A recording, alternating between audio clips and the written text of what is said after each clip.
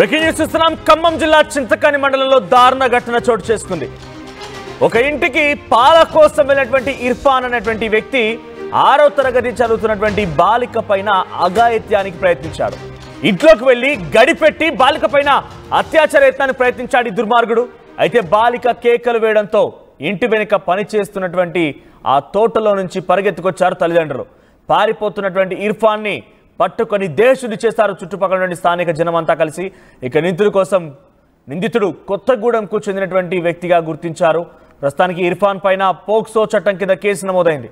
చూడండి, తన కూతురు వయసున్నటువంటి ఆ అమ్మాయి లేదా చెల్లెల వయసున్నటువంటి ఆ అమ్మాయి పైన చాలా దారుణంగా అఘాయిత్యానికి ప్రయత్నం చేశాడు. ఇంట్లో ఒంటరిగా ఉన్నటువంటి ఆ అమ్మాయిని ఇంటి కోసం పాల కోసం వెళ్ళాడు.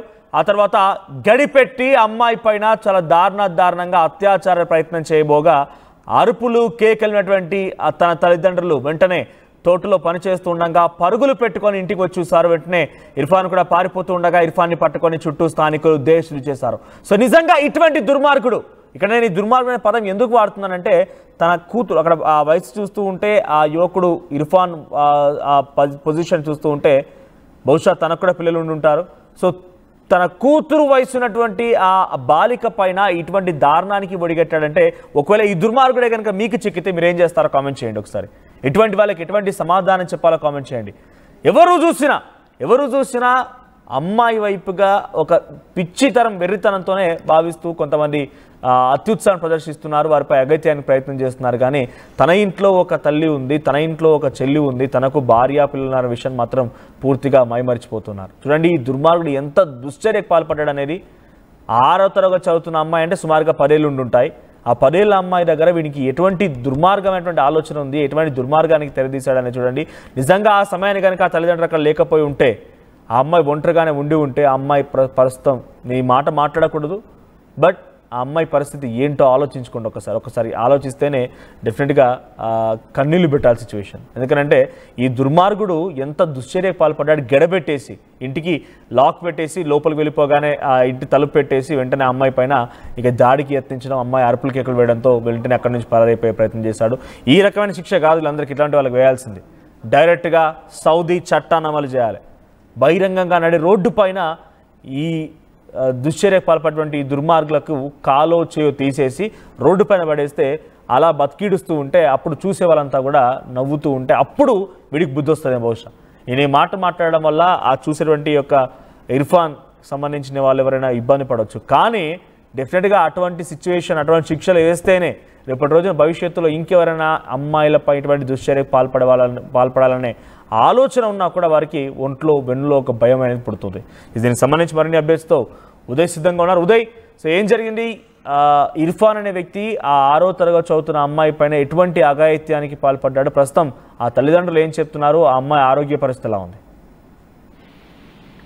మనోజ్, ఖమ్మం జిల్లా చింతకాని మండలంలోని ఓ గ్రామంలో దారుణ ఘటన చోటు చేసుకుంది. పాల కోసమని ఇంటికి వెళ్ళినటువంటి షేక్ ఇర్ఫాన్ అనే వ్యక్తి ఇంట్లో ఎవరూ లేని సమయంలో, పెద్దలు లేని సమయంలో, కేవలం 12 ఏళ్ల బాలిక మాత్రమే ఒంటరిగా ఉన్నటువంటి సమయంలో ఆమెను బలవంతంగా ఇంట్లో పడికి తీసుకువెళ్లడం, ఇంట్లో పెద్దవాళ్ళు ఎవరూ లేరని ధృవీకరించిన తర్వాతే ఆమెను గదిలోకి బలవంతంగా తీసుకెళ్లి ఇంట్లో గడిపెట్టి ఆమెపై అత్యాచారం చేసే ప్రయత్నం చేయడం, ఆ 12 ఏళ్ల బాలిక చేసినటువంటి ఆ కేకలు అరుపులతో వెనుకనే తోటలో ఉన్నటువంటి ఇద్దరు తల్లిదండ్రులు కూడా ఒక్కసారిగా ఆందోళనకు గురై వెంటనే పరిగెత్తుకుని రావడం, తల్లిదండ్రులు రాకను గమనించినటువంటి షేక్ ఇర్ఫాన్ అనే నిందితుడు అక్కడి నుంచి ఘటనాస్థలం నుంచి పరారవడం అయితే జరిగినట్లు మనకు ప్రాథమికంగా సమాచారం ఉంది. సరిగ్గా ఈ ఘటన నిన్న ఉదయం 7 గంటల సమయంలో మనకు జరిగినట్లు విశ్వసనీయ సమాచారం అందుతుంది. బాలిక తల్లిదండ్రులు కూడా పాలను విక్రయిస్తూ ఉంటారు. ప్రతిరోజు అదే ఇంటికి నిందితుడు కూడా రావడం, పాలను సేకరించుకుని వెళ్ళడం జరుగుతుంది. అయితే నిన్న అదే క్రమంలో వచ్చినటువంటి షేక్ ఇర్ఫాన్ అనేటువంటి నిందితుడు తల్లిదండ్రులు ఉన్నారా అని ఆ బాలికను ప్రశ్నించడం జరుగుతుంది. తల్లిదండ్రులు ఇద్దరు లేరు అని చెప్పడంతో అకస్మాత్తుగా ఇంట్లోకి అక్రమంగా చొరబడి ఆ చిన్నారి చేతులను గట్టిగా పట్టుకొని ఇంట్లోని గదిలోకి తీసుకెళ్లి తలుపులు పెట్టి గడిపెట్టి ఆమెపై అత్యాచార యత్నం చేసే ప్రయత్నం చేశాడు. ఈ నేపథ్యంలోనే బాలిక భయాందోళనకు గురై ఒక్కసారిగా కేకలు వేయడంతో ఆ కేకలు అరుపులు విన్నటువంటి తల్లిదండ్రులు అకస్మాత్తుగా ఉరికి వచ్చడం జరుగుతుంది. ప్రస్తుతం ఆ షేక్ ఇర్ఫాన్ అనే నిందితుడు ఆ ఘటనా ప్రదేశం నుంచి పారిపోవడం జరిగినట్లు మనకు సమాచారం. ఎందుకంటే ఆ ఆ చిన్నారి గుర్తించినటువంటి ఆ వ్యక్తిని షేక్ ఇర్ఫాన్ అనే నిందితుడిని తీసుకొచ్చినటువంటి స్థానికులందరూ కూడా కలిసి షేక్ ఇర్ఫాన్ ని దేహశుద్ధి చేసి ఘటనపై పోలీసులకు సంబంధించారు. ప్రస్తుతం ఆ పోలీసుల అదుపులో షేక్ ఇర్ఫాన్ ఉన్నట్టు మనకు తెలుస్తుంది. ఇటువంటి బాలలపై ఇటువంటి అకృత్యాలు నిత్యకృత్యం అవుతున్నాయని చెప్పుకోవాలి. ఇటీవల కాలంలో చాలా పెద్ద మొత్తంలో పోక్సో కేసులు కూడా నమోదవుతున్నటువంటి పరిస్థితి కనిపిస్తుంది. అతడు నిందితుడు ప్రధానంగా షేక్ ఇర్ఫాన్ అనే నిందితుడు ఖమ్మం అర్బన్ ఏరియా కొత్తగూడెం చెందినటువంటి వ్యక్తిగా మనకు సమాచారం అవుతుంది. ఈ ఘటనపై పోలీసులు కూడా కేసు నమోదు చేశారు. నిందితుడు షేక్ ఇర్ఫాన్ పై 329 of 4, 74, 75, 64 red with 62 BNS 112 and 18 POCSO చట్టం కింద అయితే కేసు నమోదు చేసి ప్రస్తుతం షేక్ ఇర్ఫాన్ ని కేసు నమోదు చేసి రిమాండ్ కు తరలించినట్లు వైరస్ సిఐ సాగర్ కూడా ఒక ప్రకటన అయితే విడుదల చేశారు. ఒకసారిగా తమ చిన్నారిపై ఇటువంటి ఆకృత్యానికి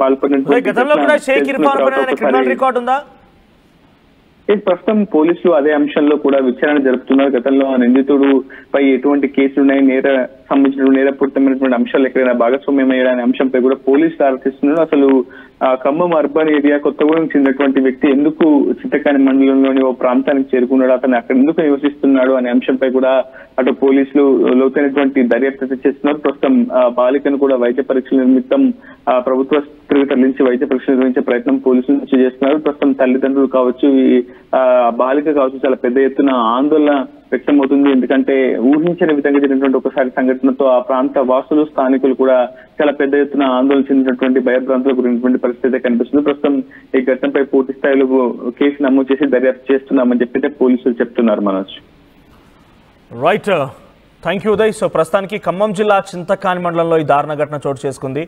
రోజువారీ లాగానే ఈరోజు కూడా ఇర్ఫాన్ అనే వ్యక్తి పాలు తీసుకోవడానికి ఒక ఇంటికి వెళ్తూ ఉంటాడు. అయితే ఆ ఇంట్లో 6వ తరగతి చదువుతున్న అమ్మాయి ఉంది. అతను ఒంటరిగానే ఉంది. ఆ ఇంట్లో ఎవరు లేరని నిర్ధారించుకున్న తర్వాత ఇంట్లోకి బలవంతంగా తీసుకెళ్లి గడిపెట్టి ఆ అమ్మాయి పైన అత్యాచారానికి యత్నించాడు ఆ దుర్మార్గుడు. వెంటనే ఆ అమ్మాయి అరుపులు కేకలినటువంటి తన తల్లిదండ్రులు తోటలో నుంచి పరుగులు తీస్తూ వచ్చి ఒక్కసారిగా ఇర్ఫాన్ పారిపోయే ప్రయత్నం చేస్తే స్థానికులు అతన్ని పట్టుకొని దేహశుద్ధి చేశారు. ఇటువంటి వారిని ఎలా శిక్షించాలో ఒకసారి మీరు కూడా కామెంట్ చేయండి. సో డెఫినెట్గా ఇటువంటి దుర్మార్గులకి ఇంకోసారి ఇటువంటి ఆలోచన రావాలన్నా, అటువంటి ఆలోచనతో ఉన్న వాళ్ళైనా కూడా ఈ విషయం పైన కొంత మారాలి అని అంటే కనుక అంతకంతకి శిక్షలు ఉండాల్సిందే. డెఫినెట్గా ఇక్కడ నేను పూర్తిగా శిక్షించండి, నేను బహిరంగంగా ఏదో చేయాలని కాదు. ఇటువంటి వాళ్ళకి కాలో చేయో తీసేసి రోడ్డుపై పడేస్తే వాళ్ళంతా బతికీడ్చడం, రేపటి భవిష్యత్తు మొత్తాన్ని కూడా ఆ రకంగానే రోడ్డు పైన పాకుతూ వెళ్ళడం చూసిన వారంతా కూడా నవ్వుతూ ఉంటే అప్పుడైనా వీళ్ళకి కొంత బుద్ధి వస్తుందో లేదో చూడాలి. సో ఇర్ఫాన్ అనే వ్యక్తి తన కూతురు వయసున్నటువంటి ఆ అమ్మాయి పైన 6వ తరగతి చదివిన అమ్మాయి పైన ఇటువంటి దుశ్చర్యకు పాల్పడ్డాడు. ప్రస్తుతానికైతే ఆయన పైన పోలీసులు పోక్సో చట్టం కింద కేసు నమోదు చేసినట్టు తెలుస్తోంది. ఆర్టీవీ యాప్ వార్తల్ని క్షణాల్లో చదివే అవకాశం ఉంటుంది. ఒక న్యూస్ పేపర్, ఒక టెలివిజన్ ఛానల్ మీ చేతుల్లో ఎప్పుడూ ఉంటాయి.